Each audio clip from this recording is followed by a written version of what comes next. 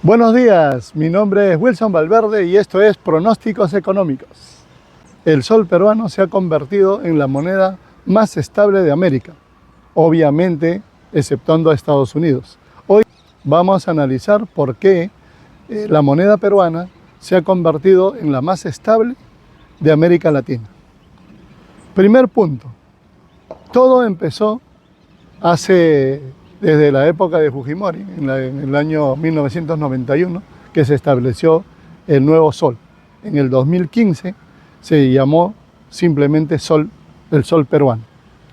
En estos años que han pasado, se ha logrado consolidar como la moneda más estable de América, sin contar con el dólar. ¿Pero por qué? Vamos a tocar los puntos por los cuales la moneda peruana se ha convertido en la más estable. Punto número 1. Porque el Banco Central de Reserva del Perú, que lo dirige Julio Velarde, es una entidad independiente. Ese es el primer punto. Es igual en Estados Unidos, por ejemplo, Donald Trump quiere poner a una persona de confianza en la Reserva Federal, pero lo va a tener bastante complicado porque tienes que tener en cuenta que la Reserva Federal tampoco tiene que ver con el gobierno de los Estados Unidos, sino que es un conglomerado de bancos que han nombrado a una persona que lleve, digamos, la inflación y también tengan que tener cuidado con emitir mucha deuda. Entonces, lo mismo, o sea, en otras circunstancias, pero la idea es que el Banco Central de Reserva sea independiente de la parte política, ¿no? O sea, ese es el primer punto. Segundo punto, en la Constitución también del 93 especifica en la parte económica que el Perú no se puede endeudar más allá de sus ingresos. O sea, tiene una restricción. Por eso que el Ministerio de Economía y Finanzas del Perú también intenta, de alguna manera, los políticos, los congresistas han intentado que se gaste más, que hace poco también hubo una conferencia donde unos políticos le decían a Julio Velarde, oye, ¿y qué podemos hacer para generar empleo? Y Julio Velarde le decía, pero ¿a mí qué me preguntas? Pregúntale al Ministerio de Economía. Mi labor es independiente del gobierno. Y a veces parece que hay políticos que no se enteraban de eso, ¿no? Y entonces aquí hay dos cosas. Punto número 1, el Banco Central de Reserva, independiente. Punto número 2, el Ministerio de Economía no se puede endeudar más allá de lo que ingresa. Esos son los dos pilares fundamentales por los cuales la economía peruana se mantiene estable. Digamos que la parte macro está estable y eso hace que la moneda peruana no se haya devaluado más allá del 9% en los últimos 20 años.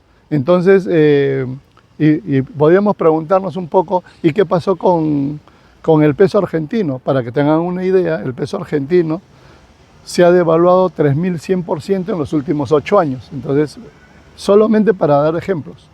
Y digamos, el bolívar venezolano, pues ni les cuento, han tenido que reducir 14 ceros en los últimos 13 años. Entonces ya ni siquiera entremos en detalles porque nos haría recordar a lo que pasaba anteriormente en la década de los 90, en el 85 al 90 con Alan García, la hiperinflación que era de millones por ciento, que batíamos todos los récords.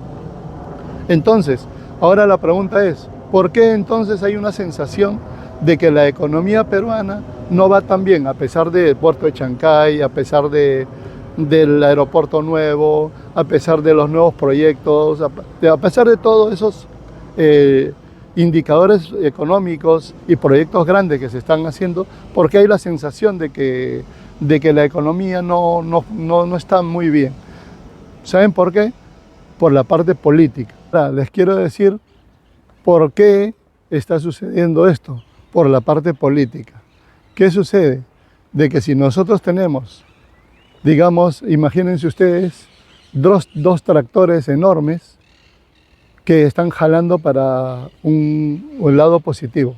Entonces vamos a tener una idea, dos tractores muy grandes que están jalando por la parte positiva, y gracias a que está jalando el Perú por el lado positivo, tenemos un crecimiento entre 2,5 y 3%, que es muy poco, porque el crecimiento para poder reducir pobreza está entre el 5 y 6%, ese debería de ser.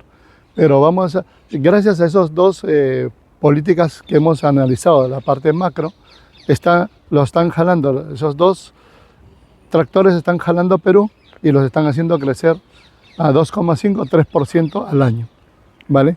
Pero hay un ejemplo, 10 tractores pequeñitos que están jalando, pero para el otro lado, lo están haciendo decrecer a Perú. ¿Y cuáles son esos 10 tractores pequeñitos? Pues los políticos, el Congreso, la educación que no se está llevando de la mejor manera, los gastos superfluos, la seguridad ciudadana, las políticas arancelarias, o sea, todos esos puntos donde el Estado debería de ser lo óptimo, entonces vamos a representarlo como 10 tractores pequeños. Entonces esos 10 tractores pequeños jalan al Perú hacia atrás, dos pilares macroeconómicos, que son los tractores que hemos hablado, de Banco Central de Reserva, y la deuda, que no se puede ir más allá del Ministerio de Economía, jalan hacia adelante, pero por eso logran que Perú avance 2,5 3%. Pero si la parte política fuera una parte política buena, nosotros estaríamos creciendo entre 6 o 7%. Entonces, ¿qué es lo que nos falta a los peruanos? ¿Qué es lo que le falta a Perú? Es que la parte política que haga las cosas bien, y con eso podríamos hacer que esos tractores no vayan hacia atrás, sino por lo menos sigan a los otros dos tractores grandes. Y para terminar, lo que quisiera decirles es de que todos, también como personas, también tenemos que ir hacia adelante, o sea, todas las personas. ¿Y cómo lo podemos hacer? Pues empiecen utilizando bien la parte financiera. Traten de ahorrar y traten de una parte de sus ingresos, guardarlos en un fondo de inversión o simplemente en un emprendimiento. Y eso sería todo por hoy, amigos. Gracias por escucharnos y hasta la próxima.